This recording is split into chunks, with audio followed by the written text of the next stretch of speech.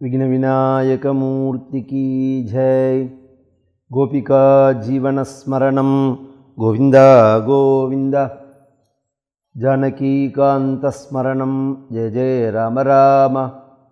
नमः पार्वती पतये हर हर महादेव। सद्गुरुनाथ महाराज की जय। आंजनेय मूर्ति की जय। स्मृते सकल कल्याण भाजनम यत्र जायते पुरुषस्तमजं नित्यं व्रजामि शरणं हरिं। यः शिवो नाम रूपाभ्यां या देवी सर्वमंगला। तयोः संस्मरणात् पुंसां सर्वतो जयमंगलम्। नारायणं नमस्कृत्य नरं चैव नरोत्तमम्। देवीं सरस्वतीं व्यासं ततो जयमुदीरयेत्।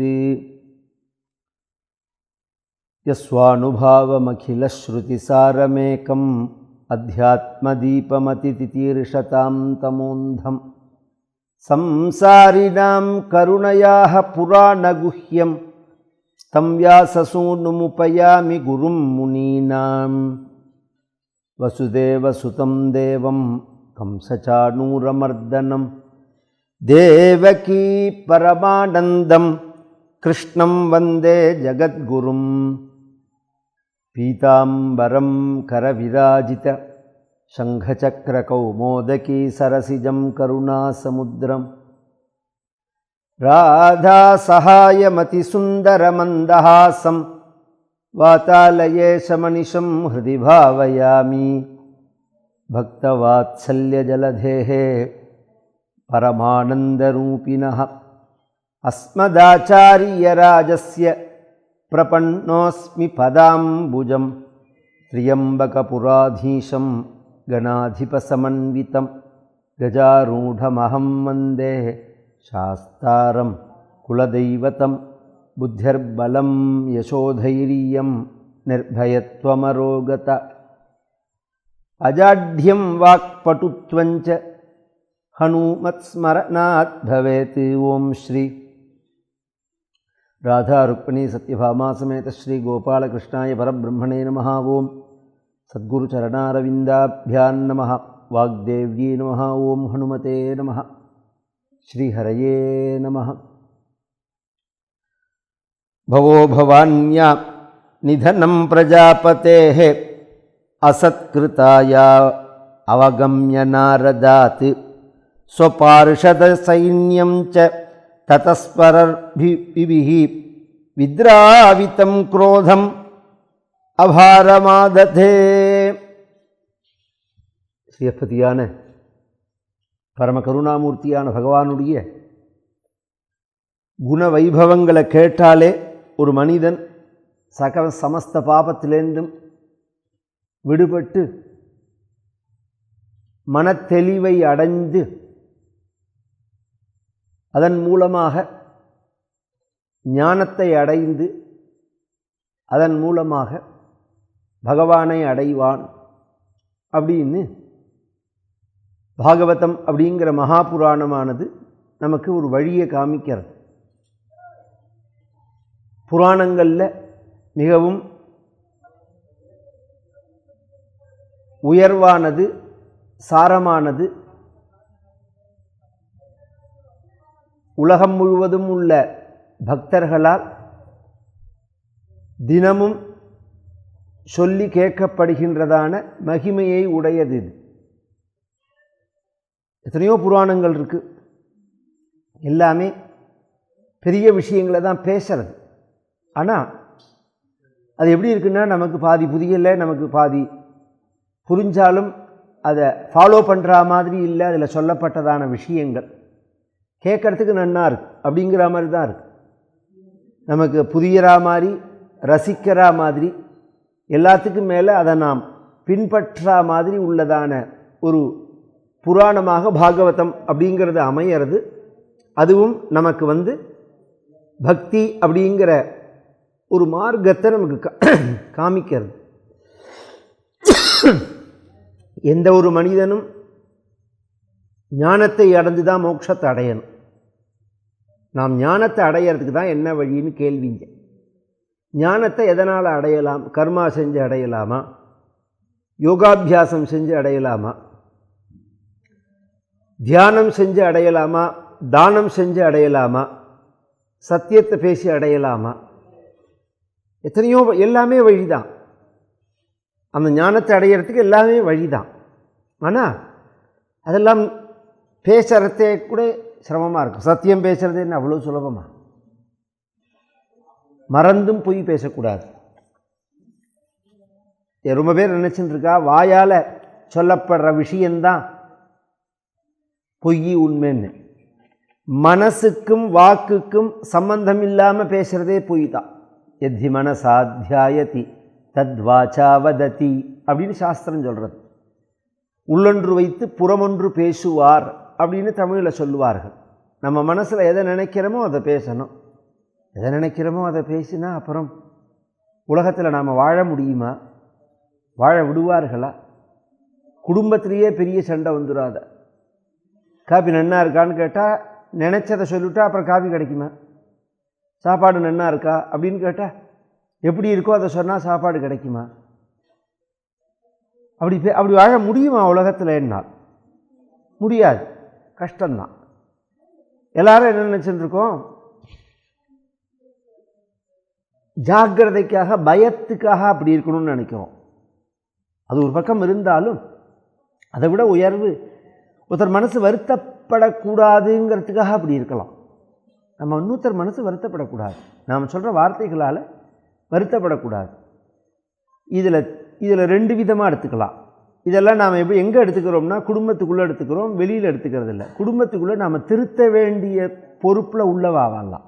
மனைவியோ மகனோ மற்ற குடும்பத்தார்களோ நீங்கள் ஒரு நல்ல விஷயத்தை சொல்லி அவர்களை திருத்த வேண்டிய பொறுப்பில் அவள் இருக்கிறதுனால அவர்களுக்கு நாம் அதை சொன்னால் அது தோஷமாகாது. உங்களுக்கு சம்பந்தம்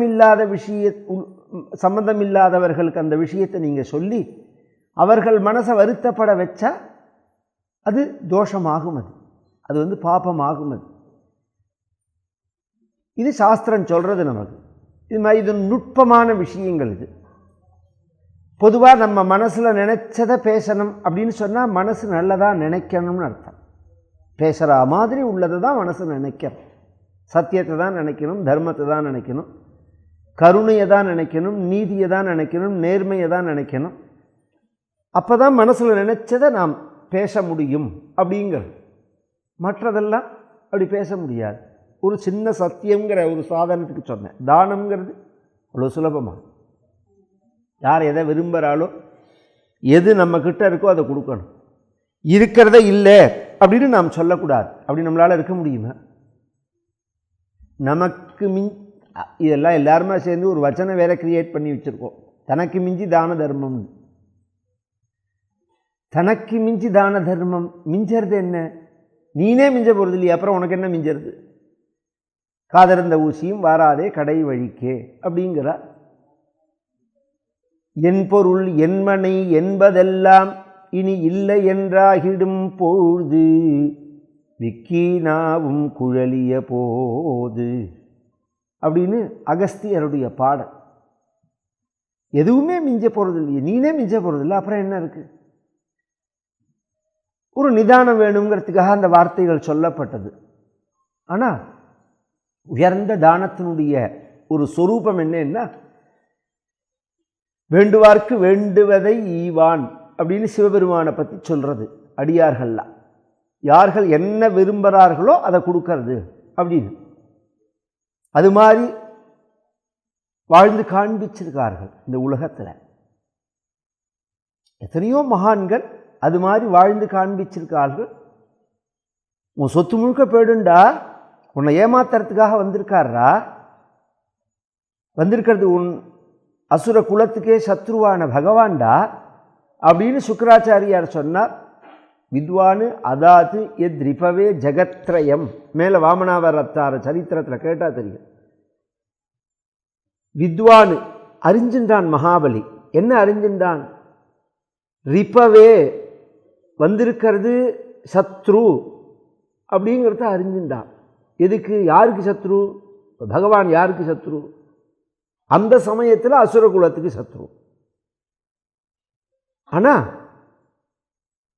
தன் குலத்துக்கு சத்ரு தங்களெல்லாம் அழிக்கிறதுக்காக தான் பகவான் இந்த அவதாரம் எடுத்துன்னு வந்திருக்கார் அப்படின்னு தெரிஞ்சும்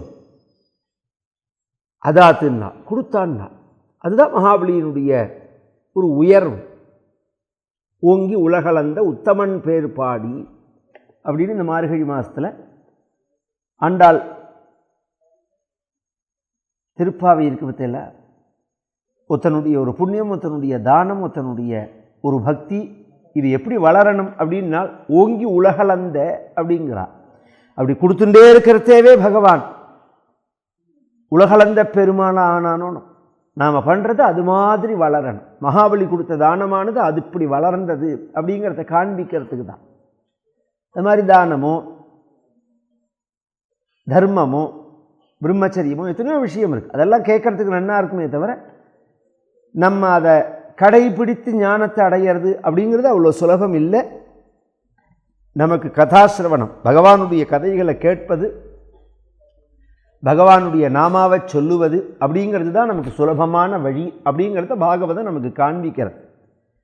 பாகவதம் பல சரித்திரங்கள் மூலமாக அதை நமக்கு காண்பிக்கிறது. பாகவதத்தினுடைய ஆதாரத்தில் தான் நாம பிரச்சாரமோ பக்தி பிரச்சாரமோ இந்த பிரபஞ்சத்தில் அமைஞ்சிருக்கு. இந்த பக்திக்கும் பக்தி மார்க்கத்துக்கும் இத்தனை பக்தர்கள் பாடின இந்த பக்தி மார்க்கத்துக்கும் நாம பிரச்சாரத்துக்கும் எங்க பிரமாணம்? விஷயம் என்னன்னா, யார் எதை வேணாலும் சொல்லலாம், உங்களுக்கு தோணினதெல்லாம் சாஸ்திரம் ஆயிடாது. சாஸ்திரம் அப்படிங்கிறது நாலே நாலு தான். ஸ்ருதி ஸ்மிருதி இதிகாசம் புராணம். ஸ்ருதி அப்படின்னா வேதங்கள், ஸ்மிருதி அப்படின்னா 18 நூல்கள், இதிகாசம் அப்படின்னு சொன்னால் மகாபாரதம் ராமாயணம், புராணம் அப்படின்னு சொன்னால் 18. இதுதான் சாஸ்திரங்கிறது. அப்படின்னா என்ன? நாம் எதை செய்யலாம் எதை செய்யக்கூடாது அப்படிங்கிறத நமக்கு சொல்லக்கூடிய நூல்கள். இது எதுக்கு நமக்கு சொல்கிறதுனால், இதில் சொன்னது தான் செய்யலாம், இதில் சொன்னது தான் செய்யக்கூடாது. இதுதான் பிரமாணம். சட்டம்னு சொல்கிறோமோ, லா அப்படின்னு சொல்கிறோமோ, இந்திய பீனல் கோடு அப்படிங்கிறாலும் இது செஞ்சால் குற்றம் அப்படின்னு எது சொல்கிறது? சட்டம் தான் சொல்கிறது. இதை வகுத்தது யார்? அவன் சொல்கிறத நான் எப்படி கேட்பேன் அப்படின்னு நீங்கள் சொல்லிட முடியுமா? மீறினா தண்டனை உண்டு. அதுபோல் இதை வகுத்தது ஒரு கால் முனிவர்களோ, பகவான் தான் வகுத்தான், பகவான் வகுத்ததை முனிவர்கள்லாம் சொன்னார்கள் அப்படின்னு நாம் எடுத்துட்டாலும் அதன்படி நாம் நடக்கலை அப்படின்னு சொல்லிட்டா நமக்கு தண்டனை உண்டு. புண்ணியமா பாபமா? அதன்படி நடந்தால் புண்ணியம், அதன்படி நடக்கலைன்னா பாவம். தஸ்மாத் சாஸ்திரம் பிரமாணந்தே காரியா காரியம் வியவஸ்திதௌ அப்படின்னு பகவத்கீதையில் பகவான் சொல்கிறான். அர்ஜுனா, நான் சொன்னதை கூட நீ பிரமாணமாக எடுத்துக்க முடியாது. நான் சொன்னது இருக்கு பார், இதை கூட நீ பிரமாணமாக எடுக்க முடியாது. அப்புறம் இந்த காரியத்தை செய்யலாம், இந்த காரியத்தை செய்யக்கூடாது அப்படிங்கிறது எது பிரமாணம்னால் சாஸ்திரம் பிரமாணந்தே, சாஸ்திரம்தான் பிரமாணம் அர்ஜுனா அப்படிங்கிறான் பகவான். அந்த சாஸ்திரங்களில் பாகவதம் அப்படிங்கிறது தான் கடைசி. அந்த பாகவதத்துக்கு அப்புறம் வந்த நூல்கள் எல்லாம் இந்த நான் இப்போ சொன்ன நாளினுடைய விரிவுரைகள் தான். வேதம், சட்ட நூல்கள், ஸ்மிருதிகள், இதிகாசம், புராணம் இவைகளுடைய விரிவுரைகள் தானே தவிர நேர் சாஸ்திரம் அப்படிங்கிறது இந்த நாளுந்தான். அப்பேற்பட்டதான சாஸ்திரங்களில் கடைசி நூலான கலியுகத்துக்கு முந்தின நூலான கலியுகத்தில் உள்ளவர்கள்லாம் கடைபிடிக்கிறதுக்கு வழியை சொன்னதான இந்த பாகவதம் அப்படிங்கிற புராணமானது எல்லாரும் சொல்கிறோம், எல்லாரும் கேட்குறோம். எப்படி சொல்கிறோம் அப்படின்னா 7 நாள் அப்படின்னு சொல்கிறோம். 7 நாள் சப்தாகம்னு பேர். இது 7 நாள் சொல்லணும், 7 நாள் கேட்கணும் அப்படின்னு எங்கேயாவது இருக்கா? கிடையாது. 7 நாள் இது பாராயணம் பண்ணப்படணும் அப்படிங்கிற விதி இருக்குது. அந்த அளவு தான் அதுக்கு விதி, அதுக்கு மேலே கிடையாது. அப்புறம் வேறு எப்படி இருக்குது அப்படின்னு சொன்னால், பரீட்சை சக்கரவர்த்திக்கு சுகாச்சாரியால் 7 நாள் கால அவகாசம் வச்சு சொன்னார். அப்படிங்கிறதுனால 7 நாள்னு சொல்கிறோம். ஏன் கால அவகாசம் வச்சு சொன்னார்னா, அவன் வரத்தேவே அந்த கால அவகாசத்தோடு தான் வந்தான். 7 நாள் தான் அவனுக்கு வாழ்க்கை அப்படிங்கிற நிலையில் தான் அவன் வந்தான். அதனால் 7 நாள் அப்படின்னு சொல்கிறோம். நான் 7 நாள் அப்படின்னு சொல்கிறோம். ஆனால் 7 நாள் அப்படின்னு சொல்கிறோம். இது 7 நாளில் சொல்லி கேட்கணும்னு நியதி கிடையாது. பாராயணத்துக்கு உண்டு. சப்தாகம்ங்கிற அந்த 18,000 ஸ்லோகம் இருக்குது. அந்த பாராயணத்துக்கு அந்த நியதி உண்டு. பிரவச்சனத்துக்கோ சொல்கிறதுக்கோ கேட்கறதுக்கோ அந்த நியதி கிடையாது. நியத்தின்னா கட்டுப்பாடுகள் கிடையாது. மேக்சிமம் எவ்வளோ முடியுமோ அவ்வளோ சொல்லணும். மேக்சிமம் எவ்வளோ கேட்க முடியுமோ அவ்வளோ கேட்கணும். நமக்குள்ள வாழ்வியல் முறையில் எங்கே கதை நடந்தாலும் ஒருத்தரை கூட்டு வச்சு அரேஞ்ச்மெண்ட் பண்ணி ஒரு இடத்துல ஆர்கனைசிங் பண்ணி அவர்களுக்கு சம்பாவனை பண்ணி இந்த மாதிரி ஒரு விவகாரங்கள் எல்லாம் பார்க்கும்போது 7 நாளைக்கு மேலே இல்லை. இப்போ அதெல்லாமே சுருங்கி போயிடுது. இப்போ அதெல்லாமே சுருங்கி அரை மணி நேரம் 1 மணி நேரம் அதுவும் சுருங்கி இப்போ ஷார்ட்டுன்னு வர ஆரம்பிச்சிடும். 5 நிமிஷம் 3 நிமிஷம் அது மாதிரி இல்லை. ஜனங்களுக்கு அதுக்கு மேலே மனசில் இறங்கல. டைம் இல்லைங்கிறது விஷயம் இல்லை. டைம்லாம் நிறையா இருக்குது. அதுக்கு மேலே மனசில் வாங்கிக்கிறதுக்கு கிரகண சக்தி குறைஞ்சுட்டே வருது. ஆனால் இது ஒரு பொக்கிஷம். இது எல்லாருக்கும் நாம் கொண்டு போய் சேர்க்கணும் அப்படிங்கிற ஒரு நோக்கத்தோட இதை விஸ்தாரமாக சொல்லணும்னு ஆரம்பித்து 100 நாள் அப்படின்னு ஆரம்பிச்சிருக்கோம். அது 100 நாளோடு நிற்காது. ஏன் அப்படின்னு சொன்னால், இப்போ 46வது நாள் இப்போ சொல்லின்னு இருக்கேன். நான் 45 நாள் ஏற்கனவே ஆயிடுச்சு. இது 46வது நாள் சொல்கிறேன். 46வது நாள்லேயே 12 பார்ட்டில் 3வது பார்ட்டு தான் சொல்லின்னு இருக்கேன். நான் 3வது பார்ட்டு முடிஞ்சு 4வது பார்ட்டில் ஆரம்பம். இன்னும் நமக்கு 8 பார்ட்டுக்கு மேலே இருக்குது சொச்சம். அப்படிங்கிறதே இன்னும் நமக்கு விஸ்தாரமாக இருக்கும். அதுவும் கிருஷ்ண சரித்திரங்கள்லாம் வரத்தே விஸ்தாரமாக இருக்கும். ரொம்ப விவரமாக இருக்கும். ஆனால் என்னுடைய எண்ணம் என்னென்னா, மேக்சிமம் எவ்வளோ சொல்ல முடியுமோ அவ்வளோ சொல்லணும். அது எத்தனை நாள் ஆனாலும் சரி. இந்த பாகவதம் அப்படிங்கிறது எத்தனை நாள் ஆனாலும் சரி சொல்லுடணும் அப்படிங்கிறது தான் என்னுடைய சங்கல்பம். இதில் விட்டுடவே கூடாது. எந்த ஒரு விஷயத்தையும் விடாதபடிக்கு மிகவும் விரிவாக சொல்லணும் அப்படிங்கிறதும் என்னுடைய ஆசை. ஆனால் பகவான் தான் அதை நிறைவேற்றி வைக்கணும். நடுப்பில் சில காரணங்களால் ஒரு பெரிய கேப் ஏற்பட்டுடுது. நம்ம அது எல்லாருக்குமே தெரியும். அண்ணாக்கு உடம்பு சரியில்லை, அப்புறம் நம்ம குடும்பத்தில் பெரியப்பாவுக்கு கொஞ்சம் உடம்பு சரியில்லை, இது மாதிரி காரணங்கள். இதனாலேயும் இன்னும் சில பர்சனல் காரணங்களாலேயும் இதை தொடர முடியாமல் போயிடுத்து. ஆனால் நிறுத்துகிற ஐடியாலாம் கிடையாது. தொடர்ந்து சொல்லணும். பாகவதத்தை விஸ்தாரமாக சொல்லி முடிக்கணும் அப்படிங்கிறது தான். அது குருநாதருடைய கிருபை, பகவானுடைய கிருபை, சங்கல்பம். நிச்சயமாக அதை பகவான் முடித்து வைப்பான். இந்த 45வது எபிசோடில் 45, 45A அப்படின்னு 2ஆக சொல்லியிருக்கேன். அந்த எபிசோடில் என்ன சொல்லி முடிச்சிருக்கேன் அப்படின்னா, தக்ஷ யஜ்ஞத்துக்கு சதி அப்படின்னு சொல்லக்கூடியதான தாக்ஷாயணி வரால், சிவபெருமானுடைய பத்னி. அந்த இடத்துல தக்ஷனானவன் சிவபெருமானுக்குள்ள ஒரு அவிர்பாகத்தை கொடுக்காம யாகத்தை பண்ணும்போது வைதீகமான காரியத்தை நம் இஷ்டத்துக்கு பண்ணுறதுக்கு சாஸ்திரம் அனுமதிக்காது. சாஸ்திரம் எப்படி சொல்லியிருக்கோ அப்படி தான் நீங்கள் பண்ணியாகணும். இது லௌகீக காரியம் இல்லை. நான் இவாளை கூப்பிடலாம், இவாளை கூப்பிடக்கூடாது. எங்காவது கல்யாணம் சார், எங்கள் வீட்டு கிரகப்பிரவேசம் சார், இதுக்கு நான் இவாளை கூப்பிடணும், இவாளை கூப்பிடக்கூடாதுங்கிறதெல்லாம் என் இஷ்டம் அப்படின்னு சொல்லிவிடலாம். வைதிக காரியம் அப்படி கிடையாது. அங்கான்யன்யா தேவதாகான்னு பகவானுடைய, பரமேஸ்வரனுடைய அல்லது பரமாத்மாவனுடைய அங்கத்தில் உள்ள தேவதைகளாக இருக்கிறதுனால நீங்கள் எந்த ஹோமம், வைதீக ஹோமம் பண்ணினாலும், வைஷ்ணவாலாக இருந்தாலும் சரி, ஸ்மார்த்தாலாக இருந்தாலும் சரி, சைவாலாக இருந்தாலும் சரி, மாத்வாலாக இருந்தாலும் சரி, யஜுர்வேதம்னா அதுக்கு இந்த சிஸ்டம், ருக்வேதம்னா அதுக்கு இந்த சிஸ்டம், சாமவேதம்னா அதுக்கு இந்த சிஸ்டம், ஆபஸ்தம்ப சூத்திரமா, போதாயன சூத்திரமா, ஆஸ்ட்ரலாயன சூத்திரமா, எந்த சூத்திரமாக இருந்தாலும் அதில் அந்த முறைப்படி தான் பண்ணணும். அதில் கடைசியில் ஒரு ஹோமம் உண்டு. எல்லா ஹோமமும் பண்ணி முடிச்சுட்டு நீங்கள் சிரார்த்தம், நம்ம பண்ணுறது என்ன சிரார்த்தம் தானே நீங்கள்லாம் பண்ணுறது. பெரிய ஹோமங்கள்லாம் நாமளே நீங்கள் என்ன பண்ணுறோம், நேராக வாத்தியாரை விட்டு தானே பண்ண சொல்கிறோம். நாமளே பண்ணுறதுங்கிறது சிரார்த்தம் மட்டும்தான் பண்ணுறோம். பொதுவாக நாமளே தான் பண்ணணும். எல்லாம் நம்மளையே உட்காத்தி வச்சு நாம் தான் பண்ணணும். வாத்தியார் பண்ணி தான் வைக்கணும். நமக்கு அந்த ஆச்சார சுத்தி இல்லாததுனால, அந்த ஸ்ரத்தையும் நமக்கு இல்லாததுனால வாத்தியார்கிட்ட கொடுத்து நீங்கள் பண்ணுங்கோ என் சார்பில் அப்படின்னு பவரா பட்டாணி கொடுக்குற மாதிரி கொடுத்துட்றோம். நாம் பண்ணும்போது கவனிச்சா தெரியும், எல்லாம் முடிச்சதுக்கு அப்புறம் அக்னயே சுஷ்ட கிருத்தே ஸ்வாஹா அப்படின்னு ஒரு ஆகுதியோட முடியும். அது அந்த ஆகுதி தான் சிவபெருமானுக்கு உடையது. ருத்ரோக்னிஸ்விஷ்ட கிருத்து ருத்ரா தேவ பசு நந்தர்தாதி அப்படின்னு வேதம் சொல்கிறது. அது அக்னயே ஸ்விஷ்ட கிருத்தே அப்படின்னு ஒரு பதம் சொல்கிறோமோனோ, அந்த ஸ்விஷ்ட கிருத் அப்படிங்கிற பதம் யாரை குறிக்கிறது அப்படின்னா ருத்ரோக்னிஸ்விஷ்ட கிருத்து அப்படின்னு வேதம் சொல்கிறது. சிவபெருமானை குறிக்கிறது.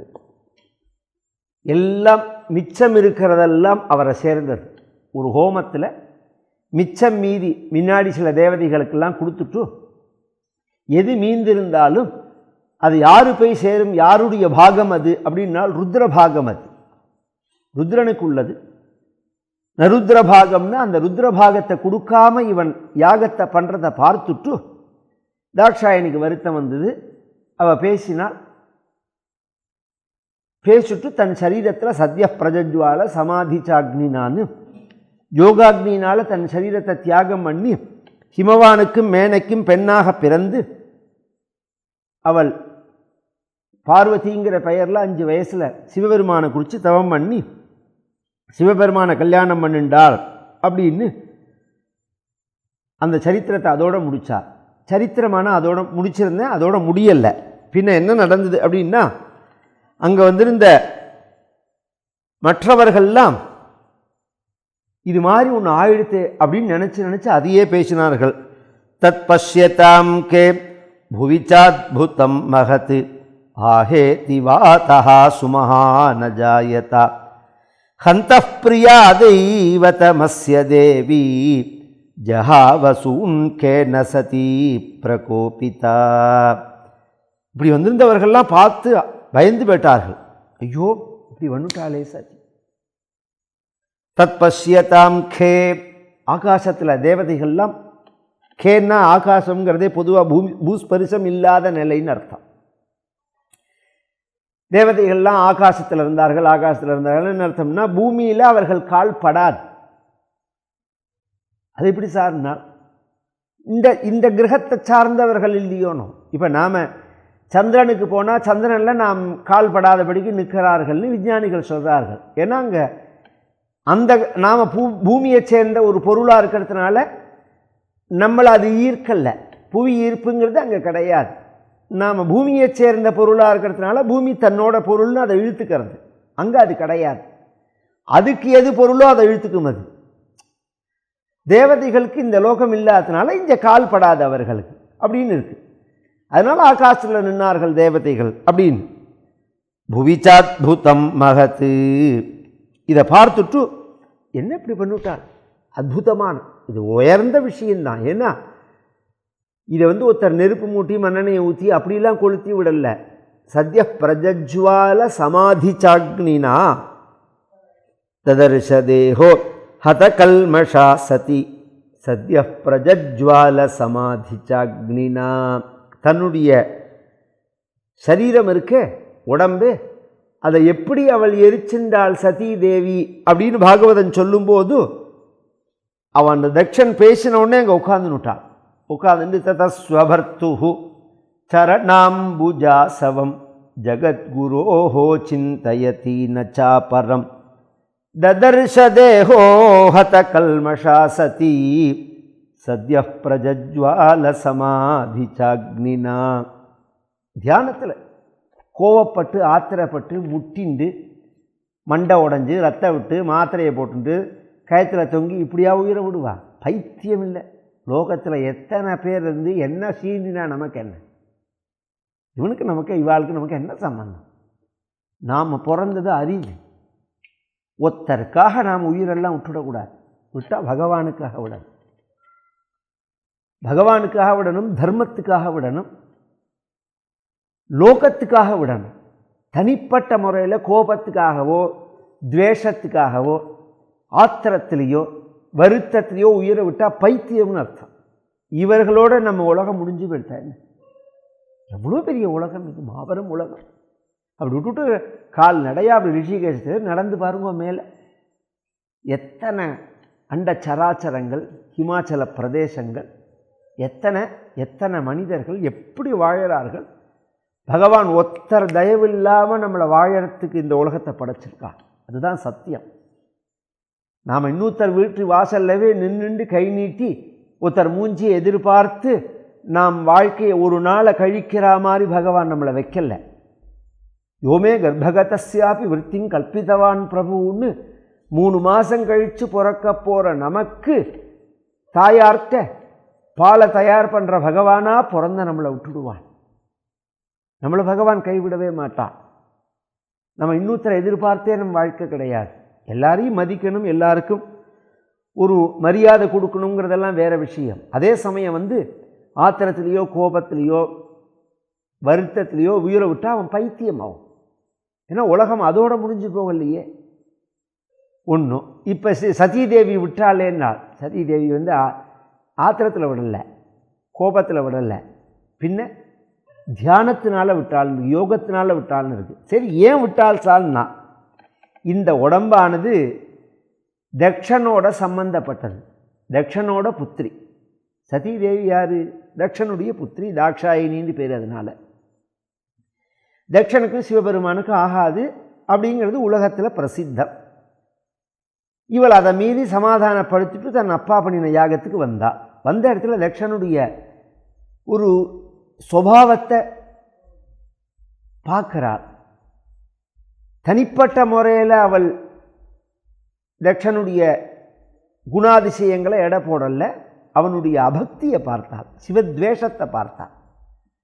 பார்த்த உடனே அவளுக்கு வருத்தமாக போயிடுது. ஏன் அப்படின்னா, என்ன வருத்தம்? ஐயோ அப்பா அப்படி சிவத்வேஷம் பண்ணி வீணா போகிறாரு அப்படிங்கிறதா? அதை விட வருத்தம், இப்படி சிவத்வேஷிக்கு நாம் மகளா பிறந்துட்டோமே, நாம் ஒரு புண்ணியாத்மாவுக்கு பிறக்காம, ஒரு சத்தான ஒருத்தனுக்கு பிறக்காம, ஒரு தர்மாத்மாவுக்கு பிறக்காம இப்படி பிறந்துட்டோமே அப்படின்னு வருத்தம். அதனால தான் மறுஜென்மா பரமபக்தனான ஹிமவானுக்கு புத்திரியா பிறக்கிறாள் அவன். அதனால இவள் என்ன நினைக்கிறாள், இன்னைக்கு இப்போ திரும்பி போனோம்னா சிவபெருமானை ஏற்றுப்பறான்னா 100% ஏற்றுக்கிறது மட்டும் இல்லை, சில பேர் அக்செப்ட் பண்ணிப்பான். இந்த மாதிரி ஒரு பஞ்சாயத்தோ ஒரு பிரச்சனைகளோ ஏற்படும் போது மாமனாரத்தோடு ஏற்படுத்தி மனைவியை ஏற்றுப்பான், அதெல்லாம் விஷயம் வேறு. அப்புறம் சந்தர்ப்பவர்த்தே சொல்லாமல் இருக்க மாட்டான், என்னைக்காவது சொல்லி காமிச்சிடுவான். சில பேர் தினமுமே சொல்லி காமிப்பான். அதெல்லாம் அந்த காலம் பொருளாதார ரீதியாக இன்னொருத்தரை சார்ந்து இருக்கணுங்கிற சூழ்நிலையில் அப்படி எல்லாம் இருந்தது. இன்றைக்கி பொருளாதாரம்னே இல்லை, அது நடுப்பில் ஒரு பேடித்தனம் வந்தது இந்த தேசத்துக்கு. அந்நிய படையெடுப்புகளால், ஆட்சி பண்ணுறவர்களுடைய பிரச்சாரத்தினால அந்த பேடித்தனம் ஒழியணும். எதுக்காகவுமே யாரை சார்ந்தே நம்மளை பகவான் படைக்கவே இல்லை. ஏழைகள்லாம் வாழலையா, வேலை செய்யலையா, கைகால் நன்னா இல்லையா, நமக்கு ஒரு வேளை சோறு கிடச்சிடாதா நமக்கு? அதை தாண்டி நமக்கு என்ன தேவை? அழகான காற்று, நல்ல ஜலம், நல்ல மரங்கள், படுத்துக்கிறதுக்கு பூமி, இதை தாண்டி நமக்கு என்ன தேவை? இன்னுமே தேவையில்லை. ஆனால் ஒரு சகிப்புத்தன்மையில் குடும்பம் நடத்தினார்கள். சிவபெருமான் அது மாதிரி ஒரு மனிதன் இல்லை. தினம் சொல்லி காமிக்கிறவரோ என்னைக்கோ சொல்லி காமிக்கிறவரோ இல்லை.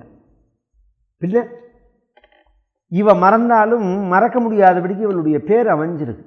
இவளுக்கு இது சதின்னு நான் சொல்கிறேன், தவிர ஒரிஜினலாக பேர் தாக்ஷாயினின்னு பேர் இவளுக்கு. அதை சொல்லி தான் பகவான் கூப்பிடுவான். நார்மலாக சதி அப்படிங்கிறத காட்டிலும் தாக்ஷாயினி அப்படின்னு சொல்லி தான் கூப்பிடுவாள். அவர் நார்மலாக யதார்த்தமாக தான் கூப்பிடுவார். ஆனால் இவள் தக்ஷனுடைய பொண்ணு, அதனால் தாக்ஷாயினின்னு பேர். இவர் தாக்ஷாயினின்னு சொல்லும்போது இவளுக்கு தன் அப்பா ஞாபகம் வந்துடும். அப்பா ஞாபகம் வந்தால் அப்போ அப்பா சம்பந்தப்பட்ட அந்த சரீரம் அப்படின்னு தோணும். சிவபெருமானோட அப்புறம் சந்தோஷமாக இருக்க முடியாது. உன்னோட நினைவு வந்தால் அப்புறம் சிவபெருமானோட என்னால் சகஜமாக பழக முடியாது.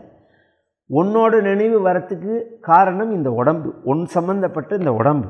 அதனால் அபக்தனான சிவத்வேஷியான உன் சம்பந்தப்பட்ட இந்த உடம்போட சிவபெருமானோட திரும்பி நான் வாழ விரும்பலை அப்படின்னு சொல்லிட்டு தான் அங்கே அவள் உட்கார்ந்தது. உட்கார்ந்துட்டு தியானம் பண்ணுறாள். யாரை தியானம் பண்ணுறாள்? உலகமே சிவநாமாவை சொன்னால், பேச்சு பிளாக்கில் சொன்னால், ஒரு தடவை சொன்னால் மோட்சத்தை அடையும். அது வாக்கு படைத்தவன் யார் சொன்னாலும் எத்வக்ஷரம் நாமா கிரா ஈரித்தம் நாம் சகிருத்து பிரசங்காத்து அகமாசுகந்தி தத்து அப்படின்னு அந்த வைபவத்தை எடுத்து சொன்ன அந்த தாக்ஷாயினி வேறு யாரை தியானம் பண்ண போகிறாள்? உலகமே பகவானை தியானம் பண்ணுறதுன்னா ததஸ்வபர்த்து சரணாம்புஜாசவம் ஜகத்குரோஹோ, ஜகத்குருவான தன் பர்த்தாவான சிவபெருமானுடைய சரணாம்புஜத்தை தியானம் பண்ணினாள். ஏன் அப்படின்னு சொன்னால் அந்த பாதத்துக்கு அத்தனை மகிமை.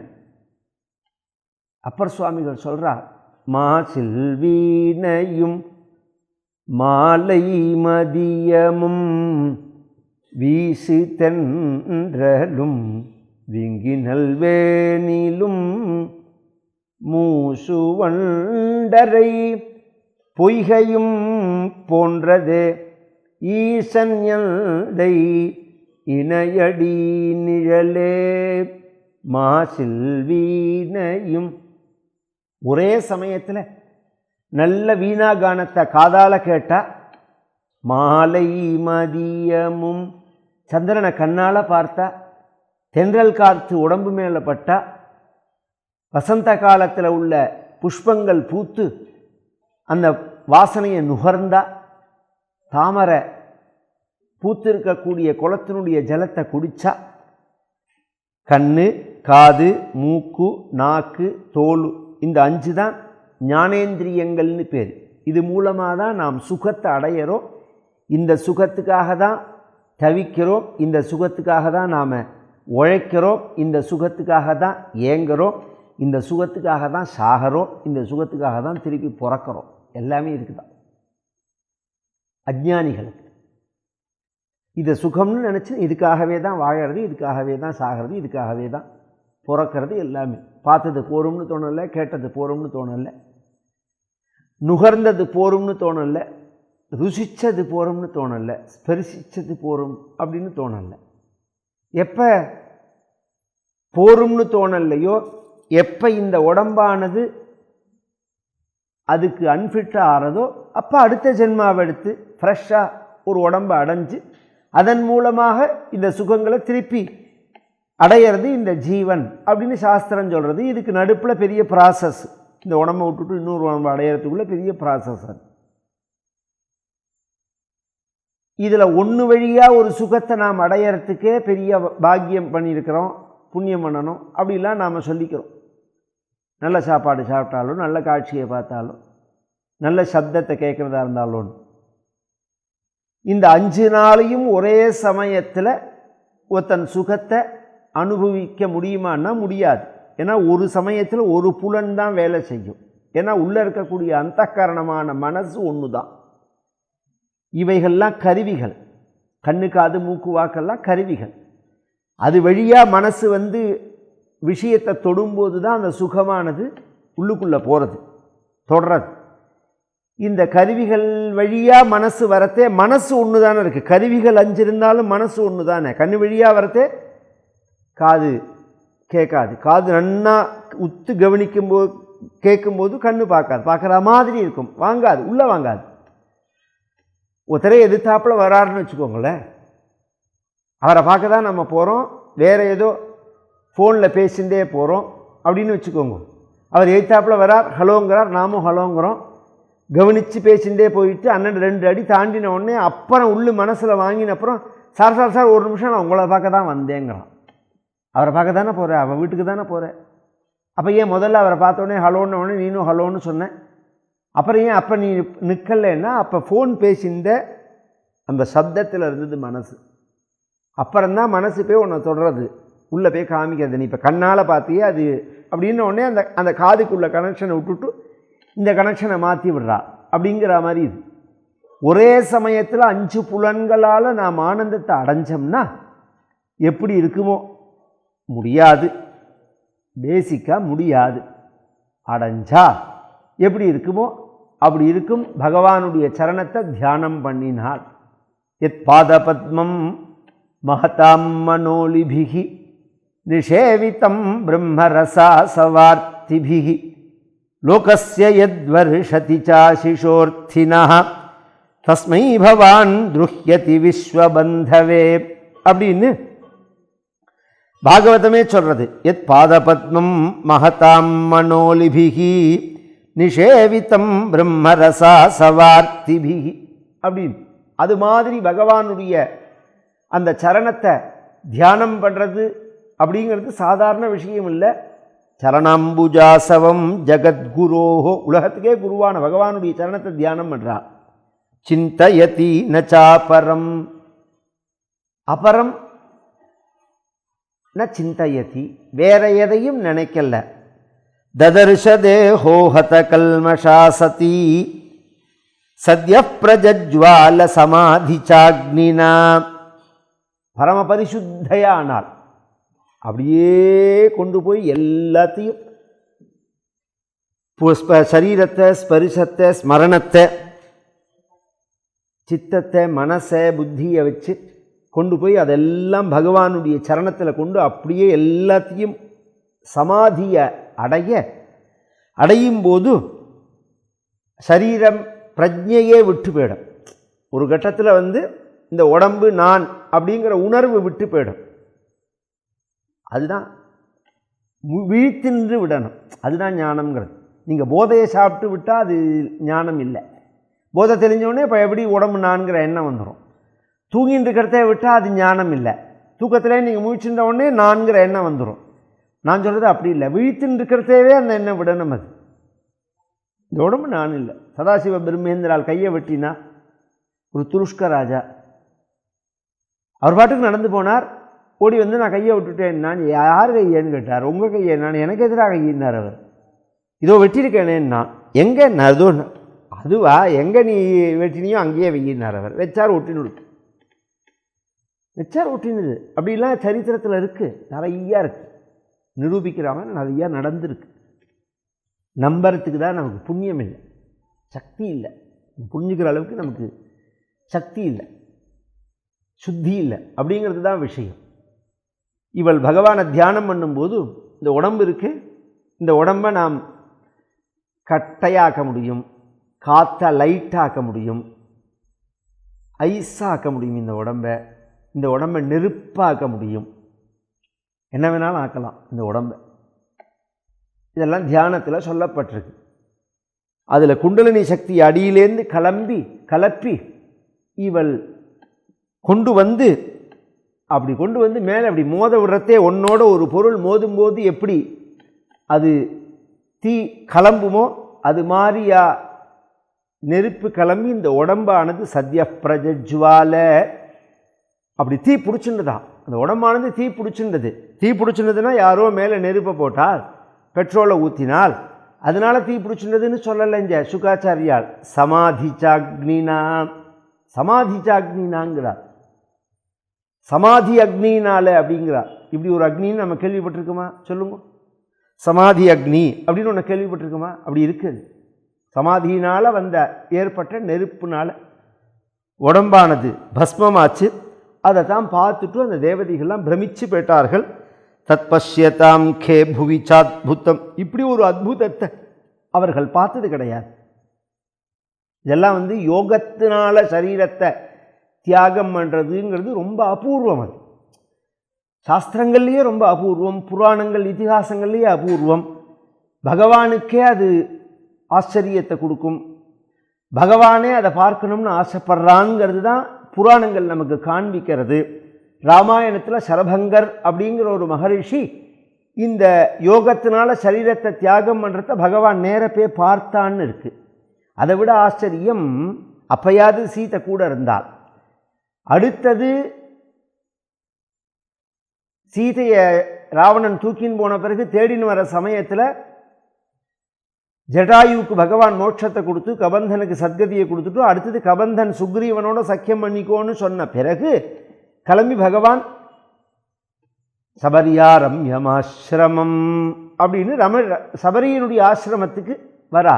தௌ புஷ்கரிண்யா பம்பாயா தீரமாசாத்ய பশ্চিமம் அபஷ்யதாம் ததஸ்தத்ர சபரியாரம்யமாசிரமம். தேடின்னு வர வழியில் பம்ப நதிக்கரையில் சபரியினுடைய ஆசிரமத்தை நோக்கி பகவான் வந்தான்னு இருக்குது. சபரி ஆசிரமத்துக்கு வரணுங்கிற அவசியமே கிடையாது. கதையில் அது சபரி ஒரு முக்கியமான கேரக்டரும் கிடையாது. அவளை சொல்லாமையும் இந்த ராமாயணத்தை சொல்ல முடியும். பாக்கி எல்லா கேரக்டருக்கும் இந்த ராமாயணத்தோட ஏதோ ஒரு வகையில் கனெக்டிவிட்டி உண்டு. ஒரு ஜங்ஷன் மாதிரி அவர்கள்ட்ட போய் டச் பண்ணாதான் அடுத்த இடத்துக்கு போக முடியும் அப்படிங்கிற மாதிரி அந்த ராமாயணத்தினுடைய கதை அமைப்பு இருக்கும். ஆனால் சபரியை பொறுத்தவரைக்கும் அப்படி கிடையாது. அப்படி இருந்தும் பகவான் அவளை தேடின்னு ஏன் போனான் அப்படின்னா அவள் சமாதியினால் சரீரத்தை விட்டாள். மகரிஷிகள்லாம் கார்த்தால 4 மணிக்கு எழுந்துட்டு நித்தியான்மிகங்களை பண்ணி எந்த லோகத்தில் அடைஞ்சார்களோ அந்த லோகத்தை சபரியானவள் தன்னுடைய எத்திரத்தே சுகிருத்தாத்மானஹ விஹரந்தி மஹர்ஷயா தத் புண்ணியம் சபரீஸ்தானம் ஜகாம ஆத்மசமாதினா. சபரி ஆத்மசமாதினால் அதை சமாதிங்கிறாருங்க.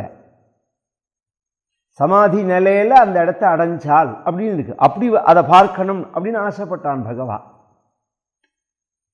ராமாவதாரத்தில் கிருஷ்ணாவதாரத்தில் பீஷ்மாச்சாரியால போய் பார்க்கிறான் பகவான். குருக்ஷேத்திரத்தில் பீஷ்மாச்சாரியால் யோகத்தினால சரீரத்தை தியாகம் பண்ணுறார். அதுக்கு அடையாளமாக அவரே சொல்கிறார், இந்த உடம்பை நான் விட போகிறேன், எனக்கு எதிர்த்தாப்புல நீ நிற்கணும். சதேவதேவோ பகவான் பிரதீக்ஷதா கலேபரம் யாவதிதம் ஹினோம்யஹம் பிரசன்னஹா சாருணலோச்சலோல்லசத் முகாம்புஜோ தியான பதச்சதுர்புஜா அப்படின்னு அவர் பிரார்த்திக்கிறார். ஒன்றை நான் பார்த்துன்னு இந்த உடம்பை விடணும் அப்படின்னு சொல்கிறார். பகவானை பார்த்து தியானம் பண்ணி பகவானை பற்றி பேசி பகவானை மனசுனால நினச்சி அவர் உயிரை விட்டார்னு அங்கே சொல்கிறது. ஆனால் பகவான் சொல்கிறான், நான் உங்களை பார்க்கணும்னு வந்தேன் அப்படிங்கிறான் பகவான். இவர்களை தர்மோபதேசத்துக்காக ஐஷன் வந்ததுங்கிறது ஒரு வியாஜம், ஒரு காரணமே தவிர உங்களை நான் பார்க்கணும் அப்படிங்கிறதுக்காக வந்தேன் அப்படின்னு சொல்லி பகவான் அப்படி பார்த்துனதோடு இல்லாமல் அப்புறம் 1 மணி நேரம் பகவானுக்கு மூர்ச்சை இல்லை, பேச்சு மூச்சு இல்லாமல் இருந்தது அப்படின்னு சொல்கிறா. எதுக்கு இதெல்லாம் சொல்கிறேன்னா, அது அவ்வளோ சுலபம் இல்லை. பேசலாம், ரோகத்தினால சரீரம் போகும், பெரும்பாலும் ஒரு வியாதியினால சரீரம் போகும் அப்படிங்கிறதெல்லாம் உலகத்தில் இயற்கை. யோகத்தினால போகணும். யோகத்தினா தன்னிலையில் இருந்துண்டு அது பாட்டுக்கு ஒரு ரோகமோ குணமோ பிரச்சனையோ வச்சுனியோ அது பாட்டுக்கு ஒரு மக்கம் இருக்கும். அப்படி கால் மேலே கால் போட்டுண்டு அண்ணாவை பார்த்தவாளுக்கு அது தெரியும். அது அண்ணா அப்படி ஒரு தியானத்தில், அப்படி ஒரு யோகத்தில், அப்படி ஒரு நாம ஜபத்தில், அப்படி ஒரு பக்தியில் இருந்தார். அந்த மாதிரி சதா சர்வ காலமும் பகவத் தியானத்திலேயே இருக்கணும் மனசு. அந்த தியானத்திலேயே இருந்து இந்த சதியானவள், தாட்சாயணியானவள் பகவானை நினச்சிருந்தே இந்த சரீரத்தை விட இதை பார்த்து ஆச்சரியப்பட்ட தேவதைகள்லாம் பிரமிச்சு போக, தாட்சாயணியோட கூட வந்த சிவகணங்கள் இருக்கே அதெல்லாம் கோபத்தோடு தக்ஷனுடைய யாகசாலைக்குள்ளே புகுந்து சண்டை போட ஆரம்பிச்சது. இப்படி தக்ஷன் பண்ணிட்டானேன்னு அங்கே வந்து உட்கார்ந்துருக்கக்கூடியதான பிருகு மகரிஷி என்ன பண்ணினார், தேஷாமாபததாம் வேகம் வேகம் நிசாமிய பகவான் பிருகு யஜ்ஞக்னேன யஜுஷா தட்சிணாக்னோ ஜுஹாவஹ. அவர் தான் அத்வரியோங்க, யாகத்தை அவர் தான் நடத்தி வைக்கிறார். அப்படிங்கிறது யஜ்ஞத்துக்கு ஒரு விக்னம் வந்ததுன்னா அப்போ தட்சிண அக்னி, 3 அக்னி இருக்கும் இருக்கு. எங்கிட்டேருந்து சொல்கிறேன் நான். இந்த பக்கம் இருக்கும் கார்கபத்தியம்னு பேர், இந்த பக்கம் இருந்தால் தட்சிணாக்னி, இதுக்கு நேரம் இருந்தால் ஆகவனீயம் அப்படின்னு பெயர். அந்த தட்சிணாக்னியில் ஒரு ஹோமம் பண்ணணும்னு இருக்குது. அந்த தட்சிணாக்னியில் ஒரு ஹோமம் பண்ணினார். அதுலேருந்து கிளம்பின அந்த ருப்புக்கள் அப்படின்னு சில தேவதைகள் ஆயிரக்கணக்க அத்வரியனா ஹ்யூயமானே தேவாஹ உத்பேது ரோஜசா ருபவோ நாம தபசா சோமம் பிராப்தாக சஹஸ்ரசா. இவர்கள்லாம் தவத்தினால சந்திரலோகம் போய் சோமபானம் பண்ணினவர்கள். அப்படி பலசாலிகள் அவர்கள்லாம் இந்த பூதகணங்களோட சண்டைக்கு விட இவைகள்லாம் திரும்பினா இந்த சரித்திரத்தை சிவபெருமானுக்கு சொன்னது யார் அப்படின்னா நாரதர். பவோ பவான்யா நிதனம் பிரஜாபதேஹே அசத்கிருதாயாமவகம்ய நாரதாத் ஸ்வபார்ஷத சைன்யஞ்ச ததஸ்வரத்பிஹி வித்ராவிதம் குரோதமபாரமாததே. இது மாதிரி இங்கே நடக்கிறது அப்படிங்கிறத ரிப்போர்ட்டை கொண்டு கொடுத்தவர் நாரதர். சதீதேவி உயிரை விட்டுட்டால் கூட வந்த கணங்கள்லாம் போச்சு உள்ள. பிருகு மகரிஷி பதிலுக்கு அவர் ஒரு கூட்டத்தை கலப்பி விட்டார். அவர்களுக்குள்ள சண்டை நடந்து சிவகணங்கள்லாம் அடி வாங்கிறது. கிருத்தா சுதஷ்டோஷ்டபுடா சதூர்ஜட்டிஹி ஜட்டாம் தடித்வஹ்னி சட்டோத்கரோச்சுஷம் உத்கிருத்ய ருத்ரஹ சஹசோத்ஹிதோ ஹசன்னே கம்பீரநாதோ விசசர்ஜதாம் புவி. அதுக்கு என்ன பண்ணணும்னு கேட்டார். என்ன கேட்குறேன், கோபப்பட வேண்டாமான்னு கேட்டார். இது மாதிரி உங்கள் மனைவி உயிரை விட்டுட்டாள்னு சொல்கிறேன், உங்கள் சிவகணங்களுக்கு அடி உயர்துன்னு சொல்கிறேன், நீங்கள் கோபப்பட வேண்டாமான்னு கேட்டார்.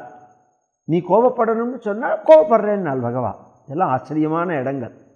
ஏன் அப்படின்னா எல்லாமே பகவான் பக்தர்களுடைய விருப்பப்படி தானே நடக்கிறான். அதர்மத்துக்கு ஒரு தண்டனை கொடுக்க வேண்டாமான்னு நாரதர் கேட்கிறார். உடனே கோபப்படுறேன் அப்படின்னு சொல்லிட்டு உடனே பகவான் என்ன பண்ணுறான், துர்ஜட்டிகி தலையிலேருந்து ஒரு ஜடையை பிச்சு அப்படி பகவான் கீழே போட அது அப்படி தரையிலேருந்து அப்படி உயர கிளம்பினா பெரிய பூதமாக கிளம்புறது. அவர் தான் வீரபத்ரர் அப்படிங்கிறவர். அவரை பார்த்த உடனே ததோதிகாயஸ்தனுவா ஸ்பிருசந்திவம் சகசிரபாஹு கணருக்கு திரிசூரியதிருக்கு கராலதம் ஸ்ரோஜ்வலதக்னிமூர்தஜா கபாலமாலி விவிதோத்யமாயுதா. அதுலேருந்து கிளம்பின அந்த சரீரமானது சூரியன் மாதிரி பிரகாசிக்கக்கூடிய திரிநேத்திரத்தோடு இருக்குது. உடம்பு முழுக்க தலையெல்லாம் அப்படியே கேசங்கள்லாம் இருக்குது பாருங்க, அதெல்லாம் அப்படியே நெருப்பு எரியிற மாதிரி எரியறது. பயங்கரமான பற்கள்,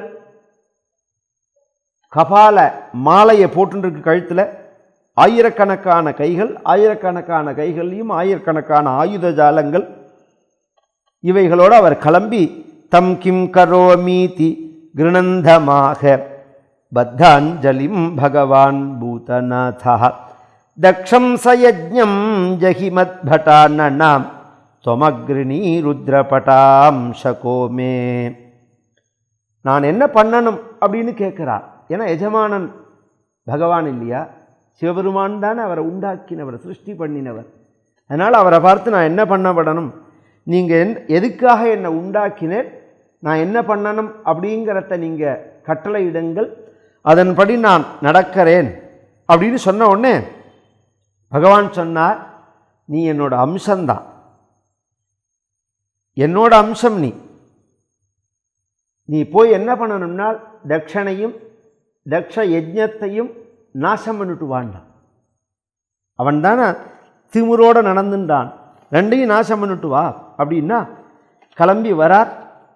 இவர் வந்தா பிருகும் பபந்த மணிமானி வீரபத்ரா பிரஜாபதிம் சண்டீசா பூஷணம் தேவம் பகம் நந்தீஸ்வரோ கிரஹீத். வந்த உடனே நந்திகேஸ்வரர் கூட வரார். பகன் அப்படிங்கிற இன்னொரு கணமும் கூட வரது. வந்த உடனே இதுக்கெல்லாம் முதல்ல இப்போ சண்டை ஆரம்பித்தோடனே முதல்ல சண்டையிலேயே அந்த பூதகணங்கள் உள்ள பூந்து தட்சணையும் அவன் கும்பலையும் அழிச்சிருக்கும். இதுக்கு காரணமாக இருந்தவர், அதை பண்ண விடாத பண்ணவர் யாருன்னா இந்த யத்வரியுவாக இருக்கக்கூடியதான பிருகு மகரிஷி தான். இவர் என்ன பண்ணார், இவர் தட்சிணாக்னியில் ஒரு பூதத்தை கலப்பினார். அது எங்கே சொல்லியிருக்குன்னா, சாத்வீகமாக தார்மீகமாக நாம் பண்ணக்கூடிய காரியங்களுக்கு ஒரு இடையூறு வரும்போது அந்த இடையூரை பண்ணுறவர்களை அழிப்பதற்காக பண்ண சொன்ன ஹோமத்தை அதர்மத்துக்கு பிரயோஜனப்படுத்துகிறார். பண்ணலாமா? பிருகு மகரிஷி செஞ்சது சரியானால் சரி கிடையாது. ஏன்னா அவன் சிவத்வேஷியாக இருந்தால் அவைதீகமாக முதல்ல பண்ணினா அதுக்கே பிருகு மகரிஷி அங்கீகாரம் பண்ணக்கூடாதவன். சிருஷ்டகிருத்தம் இல்லாமல் அவன் யாகம் பண்ணணும்னு அவன் சொன்ன உடனே இவர் என்ன சொல்லணும், அப்படிலாம் நான் பண்ண மாட்டேன், நீ சொன்னதுக்காகலாம் உன் இஷ்டத்துக்கு நான் பண்ண மாட்டேன் அப்படின்னு தானே இவர் சொல்லியிருக்கணும். அப்படி சொல்லலை. பின்ன அவன் என்ன சொன்னானோ அதை கேட்டார். கேட்டதோடு இல்லாமல் பூதகணங்கள் உள்ளே வந்த உடனே அதுக்கு பதிலுக்கு கலப்பி விட்டார். அப்படின்னு உடனே என்ன பண்ணினார், முதல்ல பிருகுவை பிடிச்சி கட்டி போட்டார் வீரபத்ரர். பிருகும்பவந்த மணிமான் வீரபத்ரா பிரஜாபதிம். மணிமான்கிறவன் அந்த கணங்களில் ஒருத்தர் பிருகுவை கட்டினார். வீரபத்ரர் தட்சணை கட்டினார். சண்டீசர் சண்டிகேஸ்வரர் பூஷாவை கட்டினார். நந்திகேஸ்வரர் பகனை பிடிச்சின்றார். சர்வயேவர்த்விஜோ திருஷ்டுவா சதஸ்யாக சதிவௌகசா தைர்யமானாः சுப்ரூஷம் கிராவபிர்நைகதாத்வரன். அங்கே இருக்கக்கூடிய ரித்விக்களையும் பூதகணங்களையும் அப்படி பல்லால் கடித்த உடனே அவர்கள்லாம் பயந்துன்னு 4 பக்கமும் ஓடினார்கள். ஒரு சமயம் பிரஜாபதியினுடைய சபையில், பிரம்மாவனுடைய சபையில் ஏதோ ஒரு சூழ்நிலையில் சிவபெருமானை மட்டப்படுத்துகிற மாதிரி அந்த மீசை, தாடி மீசை இருக்குமோனோ, அந்த மீசையை அசைய அப்படி குலுங்கி குலுங்கி சிரிச்சாராம் பிருகு மகரிஷி. முதல்ல தண்டனை அவருக்கு தான். ஜுஹ்வதா ஸ்ருவஹஸ்தஸ்ய ஸ்மஸ்ரூணி பகவான் பவஹ பிருகோர்லுலுஞ்சே சதசி யோகசச்சமஸ்ரு தர்ஷயன்னு. அதை எடுத்து அந்த மீசை இருக்குது பாருங்கோ, ஸ்மஸ்ரு கேசம், இந்த மீசை அது கீழே இருக்கிறதெல்லாம் அப்படி பிச்சு எடுத்துட்டா. இந்திலாம் ஒரு ஒரு கத்தி, கபடா, கத்திரிக்கோள் அப்படிலாம் வச்சுருந்தா க்ஷவரங்கள்லாம் பண்ணுவா. இப்போல்லாம் அப்படிலாம் இல்லாமல் புதுசாக மிஷின்லாம் வச்சுன்னு பண்ணிக்கிறா பற்றியெல்லாம். அது மாதிரி இவர் என்ன பண்ணினார், ஸ்ருக்குன்னு ஒரு யாகம் பண்ணுற அந்த கரண்டி, அதனால க்ஷவரத்தை பண்ணுற மாதிரி மூக்கெல்லாம் மீசையெல்லாம் பிச்சு எறிஞ்சுட்டார். பகஸ்ய நேத்ரே பகவான் பாதிதஸ்ய ருஷா புவி உஜ்ஜஹார சதஸ்தோக்ஷ்ணா யஹா சபந்தமசூசுசா. இது மாதிரி தக்ஷன் இகழ்ந்து பேசின போது அங்கே இருக்கக்கூடியவர்கள்ட்ட பகன் கண்ணை காமிச்சான் அப்படின்னு. அந்த சபையில், ஏற்கனவே நடந்த சபையில் இதை பார்த்த அதெல்லாம் ஞாபகம் வச்சுருக்காருல்ல, பகவானுடைய அம்சம் தானே. அந்த பகன்கிற தேவதையினுடைய கண்ணு 2ஐயும் பிடுங்கி வச்சுட்டார் வீரபத்ரர். பூஷ்ணாபாத்யஜந்தானி காலிங்கஸ்ய யதா பலஹ சப்யமானே கரிமணி யோஹஸ்த தர்ஷயந்ததஹ. தக்ஷன் ஏற்கனவே சிவபெருமானை நிந்தித்த போது அந்த சபையில் பூஷான்னு சொல்லக்கூடிய சூரிய பகவான் தான். சூரிய பகவான் பல்ல காமிச்சு சிரிச்சிருக்கார், அதெல்லாம் ஞாபகத்தில் இருக்குது. இப்போ என்ன பண்ணார் வீரபத்ரன்னார், ஒரே அடித்த அடியில் சூரிய பகவானுடைய அத்தனை பல்லுக்கு விழுந்து. பூஷதந்த பிதே நமஹ, பகனேத்திர பிதே நமஹ. பூஷதந்த பிதே அர்ச்சனையிலேயே வரும், அது சிவாஷ்டோத்திரத்திலேயே வரும். ஒரு அடி தான். அதனால தான் இன்றைக்கி நம்ம சங்கராந்தியில் சூரிய பகவானுக்கு வழுக்க தேங்காயும் சக்கரை பொங்கலும் தான் நைவேத்தியம். இதே கரும்பு வச்சு நைவேத்தியம், கரும்பு வச்சு நைவேத்தியம் பண்ணலாம் எங்கேயும் கிடையாது. இந்த காலத்தில் என்ன பண்ணுவார்கள், பரமசுத்தமாக இருந்த ஒரு வைதீகம் ஆச்சாரத்தை சொல்கிறேன் நான். இப்போ எல்லாமே சுத்தம்ங்கிற பேரில் அசுத்தமாகிடுச்சு. இன்றைக்குமே நாம் லௌகீக ரீதியில் கவனித்தோம்னா வைதீக காரியத்தில், தேவதா பூஜைகளில் சிரார்த்தாதி காரியங்களில் நாம் சர்க்கரையை ஏன் பயன்படுத்துறதில்ல? சர்க்கரையும் திதிப்பு, வெல்லமும் திதிப்பு தான். வெல்லத்தை பயன்படுத்துகிறோம், ஏன் சர்க்கரையை பயன்படுத்துறதில்ல? நாம் என்ன காரணம்னா, சர்க்கரையில் சில கெமிக்கல்லாம் சேர்றது. இப்போ என்ன பண்ணுறாலோ தெரியல, ஆதி காலத்தில் அதில் எலும்புகள்லாம் சேர்ப்பா. உலகத்தில் உள்ள எலும்புகள்லாம் கால்சியத்துக்காக அப்படிங்கிறத அதை நாம் நைவேத்தியத்துக்கு எடுத்துக்கக்கூடாதுங்கிறதுக்காக அதை எடுத்துக்கிறது இல்லை. இப்போ அதெல்லாம் கெமிக்கல் வைஸ் ப்ராசஸ் எதையோ சொல்கிறோம், நம்ம அதை விட்டுருங்க, அந்த சப்ஜெக்டுக்குள்ளே போகல. இந்த இதுலேயும் பிரச்சனை உண்டு, வெள்ளத்துலேயும் பிரச்சனை உண்டு. என்ன பிரச்சனைன்னா, அது பொங்கி வரத்தே அதில் உள்ள அழுக்கெல்லாம் எடுத்து போட்டுவிட்டு திருப்பி பொங்காமல் இருக்கிறதுக்கு சுண்ணாம்பு போடுவாள். அதில் சுண்ணாம்பு போட்டு தான் வெள்ளத்தை காய்ச்சுவாள். வெள்ளம் காய்ச்சல் இடத்துல போய் பார்த்தேன்னா தெரியும். இது அப்படி கிடையாது. சக்கரை பொங்கல் எப்படி பண்ணணும்னா, சாதத்தை தண்ணி ஊற்றி சாதத்தை வச்சுடணும்.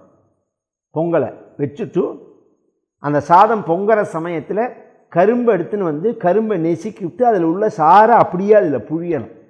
புழியறதே தான் பொங்கலோ பொங்கல், பொங்கலோ பொங்கல் அப்படிங்கிற வார்த்தை சொல்கிறது. அப்போ தான் சொல்லணும். அப்படி தான் சுவாமிக்கு நைவேத்தியம் பண்ணணும். அதை தான் கலரி நைவேத்தியம் பண்ணணும். அதுதான் ஒரிஜினல். இந்த வெள்ளங்கள்லாம் அப்புறம் வந்தது தான். இப்போ கரும்பு இருக்குது பற்றியில், அந்த கரும்பை நைவேத்தியத்துக்கு வைக்கணும் அப்படிங்கிறதெல்லாம் இட்சுதண்டம் கணபதிக்கு தான், யானைக்கு தான். யானை கரும்பை நேரம் சாப்பிடும், அதனால் இட்சுதண்டத்தை நைவேத்தியம் பண்ணணும். சூரிய பகவானுக்கு பல்லே கிடையாது. அப்புறம் அதுக்கு அன்றைக்கி நாம் அந்த கரும்பை கொண்டு வச்சு விவகாரம் பண்ணதுனால இன்றைக்கி அந்த கரும்பை கொண்டு வச்சு நைவேத்தியம் பண்ணிருக்கோம். பொங்கலுக்கு கரும்புங்கிறது பிரசித்தமாக எடுத்து, பொங்கலுக்கு கரும்புங்கிறதே அதை புழிஞ்சு அந்த சாரை எடுத்து இந்த சாதத்தில் கலந்து, அதுக்கு தான் சக்கரை பொங்கல் அப்படின்னு பெயர். அவருக்கு பல்லு கிடையாது. பூஷதந்த பிதே நமஹா அப்படின்னு அதை சொல்கிறார் இங்கே. திருஷ்டுவா சம்ஞபனம் யோகம் பசூனாம் ச பதிர்மகே யஜமான பசோகஸ்ய காயாத்தேனாஹரச்சிரஹா. இதெல்லாம் முடிஞ்சு ஒவ்வொருத்தருக்கா அப்படி தண்டனைலாம் கொடுத்துட்டு கடைசியில் மிச்சம் இருக்கிறது யாருன்னா எஜமானன். தக்ஷனோடு சேர்த்து அவன் யாகத்தை துவம்சம் பண்ணிட்டுவான்னு தானே பகவான் அனுப்பிச்சிருக்கார். தக்ஷன் சிவன் இந்த பண்ணினவன் இல்லையா? ஏற்கனவே நந்திகேஸ்வரர் ஒரு சாபம் கொடுத்துருக்கார். என்ன சாபம்னா, இந்த சிவன் இந்த நீ பண்ணுறதுனால உன் தலையே போயிடும் அப்படின்னு சொல்லிட்டோம். அந்த நந்திகேஸ்வரருடைய சாபத்தையும் சத்தியமாக்கணுங்கிறதுக்காக வீரபத்ரர் தக்ஷனுடைய அந்த தலையை கிள்ளி கடைசியில் யாக குண்டத்தில் போட்டுட்டா இது என்ன பிரச்சனை அப்படின்னா, கர்த்தநாசே கர்மநாசாகான். கர்த்தா யாரோ அவன் போயிட்டான்னா அந்த கர்மா போயிடும் அதோட. அப்படின்னா என்ன சார்னு புரிகிற மாதிரி சொல்கிறான். அப்பா அம்மாவுக்கு ஒருத்தர் சிரார்த்தம் பண்ணுறார். எது பிறந்த சிரார்த்தம்? அவர் இருக்கிற பிறந்தம் தான். அவர் போயிட்டார்னா அதோட அந்த சிரார்த்தம் முடிஞ்சு போயிடுது. அது மாதிரி தான் அது. அந்த கர்த்தா போயிட்டான்னா அந்த கர்மா முடிஞ்சு போயிடும். இது ஸ்ரௌதத்திலேருந்து ஆரம்பித்து எந்த கர்மாவை எடுத்துட்டாலும் அதுக்கு உண்டு. அது இப்போ தக்ஷன் போயிட்டான்னா அந்த யாகம் பாதியில் நிற்கிறது, அந்த யாகமும் அதோட முடிஞ்சு போயிடுது. அப்படிங்கிற நிலை வந்த உடனே தேவதைகள்லாம் பயந்து போய் யாகம் அப்படி நிற்கக்கூடாதுங்கிறதுக்காக சிவபெருமான்ட்டு போய் முறையிட, பகவான்கிட்டையும் முறையிட, பகவானும் சிவபெருமானும் சமாதானப்படுத்தி தக்ஷனுக்கு வேறு ரூபத்தில் உயிர் கொடுத்தார்கள்னு மேலே சரித்திரம். நாளை தினம் அது தொடரும். அதன் பிறகு இந்த சுவாயம்பூமனுவனுடைய வம்சமான உத்தானபாதனுடைய வம்சமானது துருவ சரித்திரத்தோடு ஆரம்பிக்கிறது. கல்யாண ரூபாய கலூஜனானாம் கல்யாணதாத்ரே கருணாசுதாப்தே கம்பாதி திவ்யாயுத சத்கராய வாதாலயாதீஷ நமோ நமஸ்தே. நாராயண நாராயண நாராயண நாராயண நாராயண நாராயண நாராயண நாராயண நாராயண நாராயண நாராயண நாராயண நாராயண நாராயண நாராயண நாராயண. கோபிகா ஜீவனஸ்மரணம். கோவிந்தா கோவிந்தா. ஆஞ்சநேயமூர்த்திக்கு ஜெய்.